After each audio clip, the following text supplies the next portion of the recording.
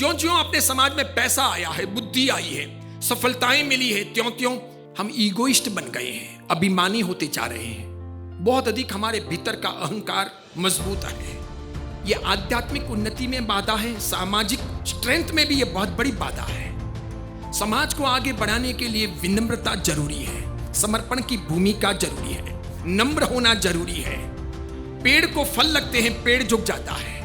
जोर से हवाएं चलती हैं, बांस झुक जाता है। नदी के पास में पानी आता है, नदी बहती है, नीचाई की तरफ आती है, ऊंचाई की तरफ नहीं जाती।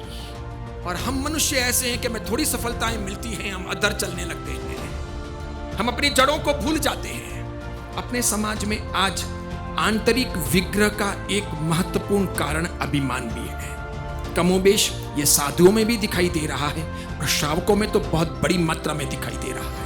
इस अहंकार ने समाज का भारी नुकसान किया है। इससे धार्मिक तो कोई उन्नति हो नहीं रही, आध्यात्मिक प्रगति अभिमान के अवशेष के समय में उसकी मौजूदगी में हो नहीं सकती। व्यवहारिक जगत में भी हम काफी बट गए। जितने बंटवारे होते हैं अपने आप से पूछो, रखो अपने दिल पर हाथ, पूछो कि बंटवारे क्यों होते हैं।